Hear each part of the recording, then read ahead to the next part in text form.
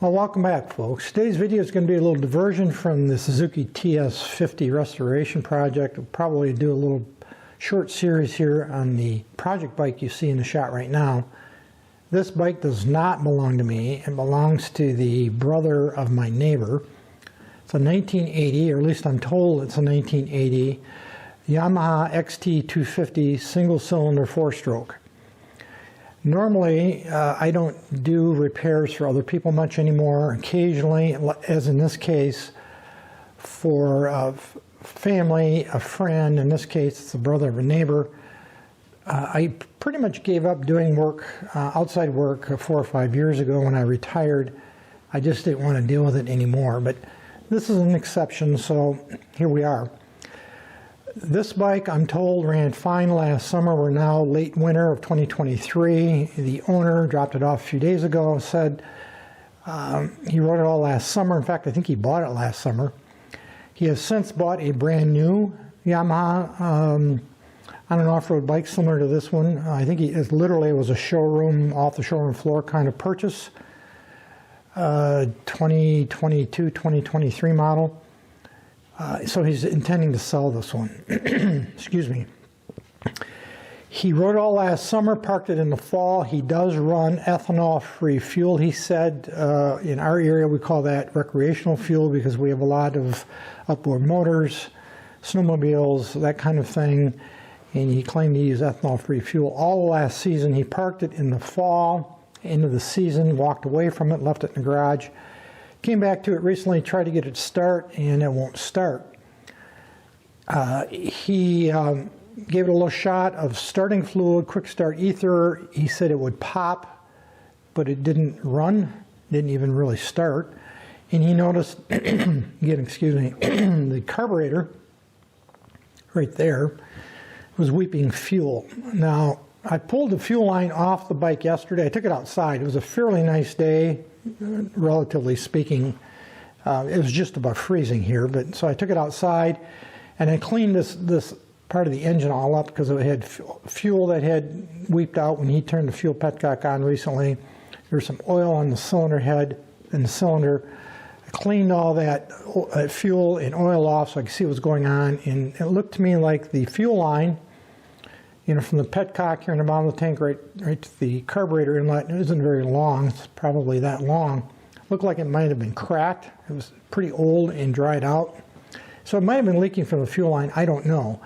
But he said it ran fine last year. So either it was the fuel line that was leaking, or for some reason the float fuel valve isn't shutting off, which would, of course, require me to open the carburetor up.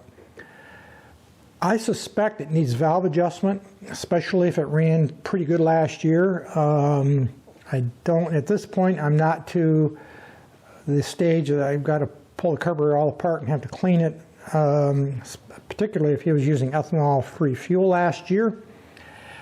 My first stop is going to be to pull the seat off. That is not a flip-up seat, by the way, it's bolted on. I have to pull the seat off, the fuel tank off, so I can get at the inlet side of the inlet side valve, which is up underneath the tank.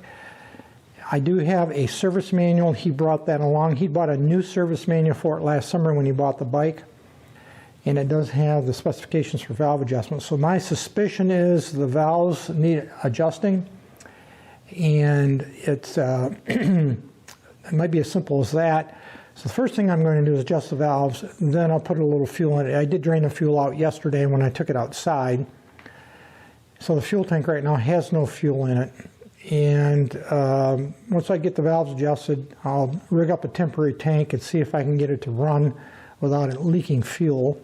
If it leaks fuel, if I can get it running and it leaks fuel, then I will undoubtedly be forced to get into the carburetor. This has a little more sophisticated carburetor than I'm used to. It's got a cable, you can't see it from this shot, that goes down underneath and acts on the bottom of the float bowl. It's got like a diaphragm that gets pushed up and down by a linkage. And I'm guessing that's some kind of a fuel pump or accelerator pump or something similar. Again, I don't normally work on bikes this relatively late vintage. Usually by the mid-70s or so is when I typically have stopped working on bikes later than that in terms of model years. So anyway, I've never worked on one. First experience for a neighbor's brother. It does have a couple other problems. He said the horn doesn't work. The brake light, I think he said, doesn't work. The headlight works. Turn signals work. So he asked me to take a look at that as well. He didn't think it was the bulbs. He thought it was something else, probably a wiring problem in there somewhere. So once we get her running, go ahead and try to fix those other things. I'm not sure how much of this bike is stock. I suspect, I don't know for sure, that the handlebars are not original. I'm not sure about the gaiters on the front forks, whether they're original or not. But I'm not worried about that. I'm more worried about getting it running and getting everything operational for the owner so that he can go ahead and sell it later this season. What I'll do here is I will zoom in a little closer on the carburetor and cylinder so you can get a little closer look at that arrangement. And then eventually I'll turn the bike around so you can take a look at the other side. We have a close-up of the carburetor right here. And the intake valve adjustment's up underneath here, and of course the exhaust is right there. Never worked on one of these before. I might have said that already, I don't recall. It's a Mikuni carburetor. It does have on the bottom here a linkage. You can see the linkage comes down and it activates a plunger up into a diaphragm. I'm guessing that's some kind of a fuel pump, accelerator pump, or something along those lines.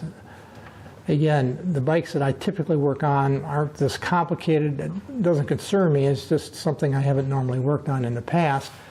And before I cleaned it up yesterday, this whole section here, all down the side of the carburetor, down in where the clutch mechanism actuator is, and the cylinder fins here was all full of fuel that had leaked recently when he tried to start it, and oily residue.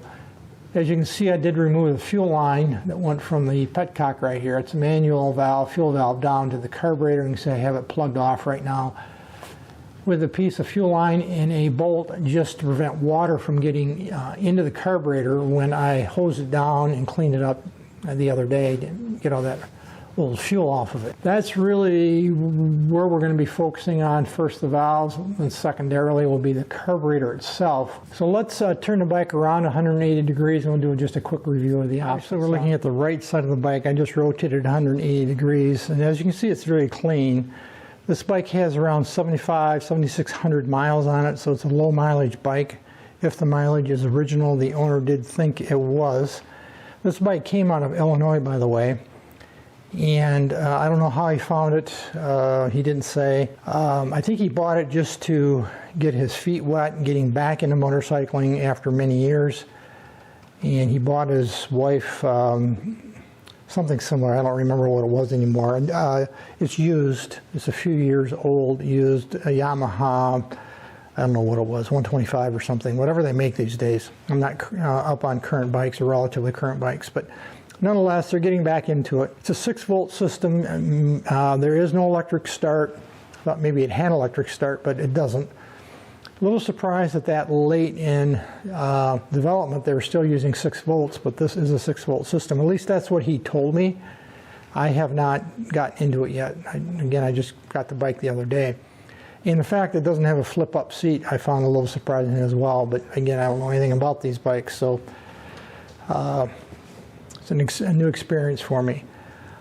I don't know at this point the series, the order I'm going to shoot the videos and bring you along with me, whether I'll do this bike all together in a short series or jump back and forth between this bike and the TS50. I haven't really worked that out yet. It'll probably just depend on how it flows for me.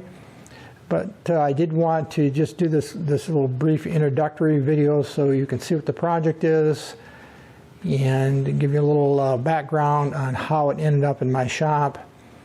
I told him I am not on a clock and I will get to it when I get to it, and he said that's perfectly fine, not to worry about. His bike to ride anyway, and fit it in whenever I can fit it in. But normally I don't like to keep these things around long, so my style is I'll probably get to it, try to figure out what's going on and get it out of the shop. I am not, at this point, intending to put it up on the stand. I don't want to take the TS50 off if I can avoid it. I think I'm just going to work on it as it sits right here.